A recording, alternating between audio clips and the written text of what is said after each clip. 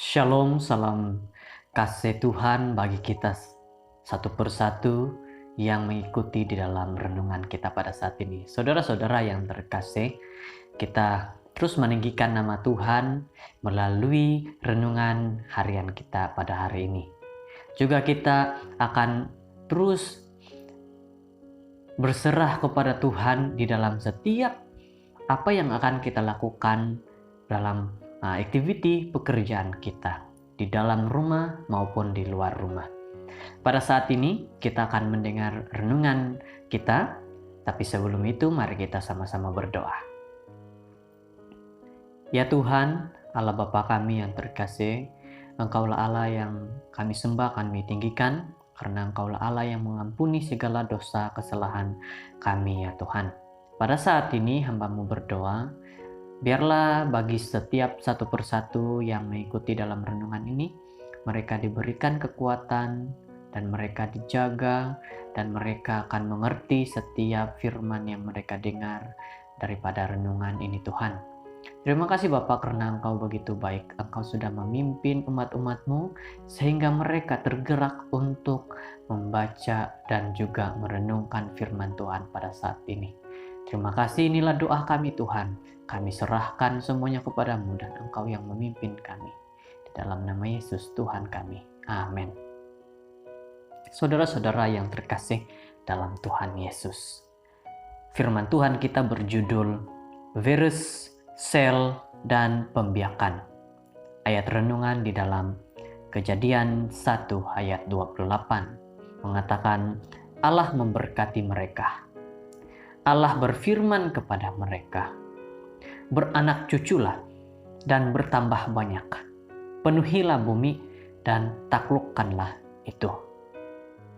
Di dalam 1 Korintus 12, Paulus membantu kita untuk paham cara tumbuh manusia. Beroperasi boleh menggambarkan fungsi tubuh Kristus, gereja yang betul.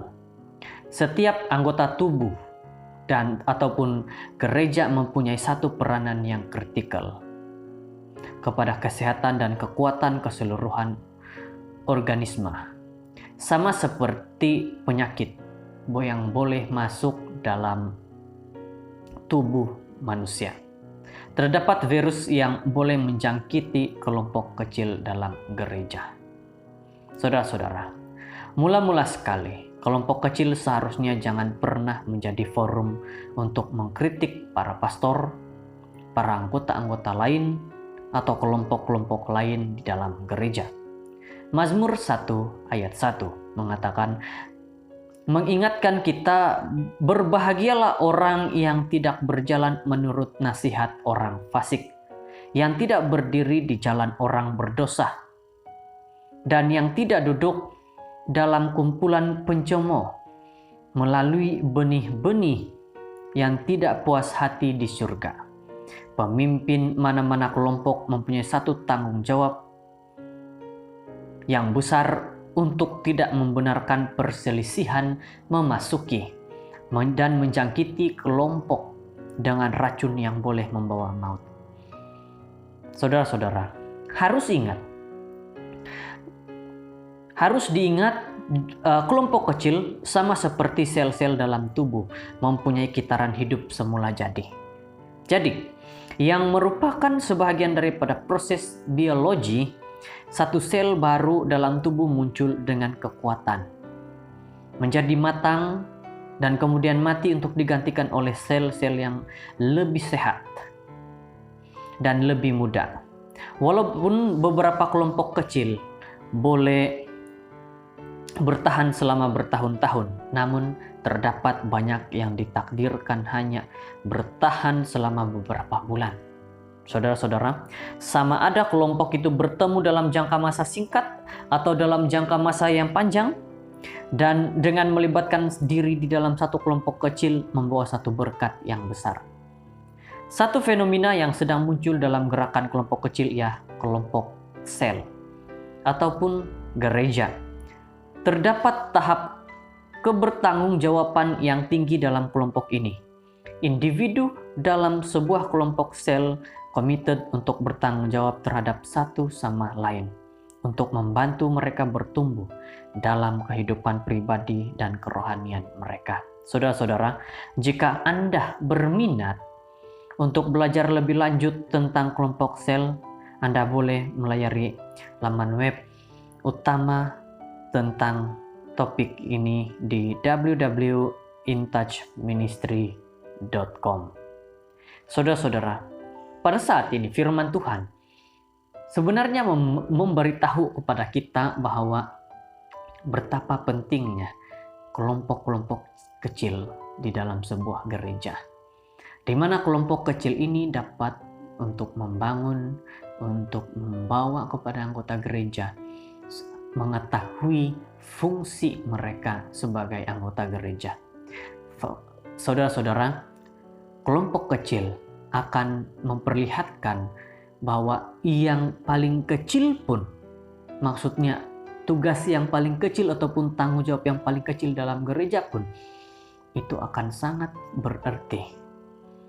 Jadi pada saat ini saudara-saudara yang terkasih dalam Tuhan Yesus, mari kita bentuk dalam gereja kita kelompok-kelompok kecil, membawa kepada semua anggota gereja bergabung, dan kita lihat bahwa dari satu kelompok akan berkembang kepada kelompok-kelompok yang lain.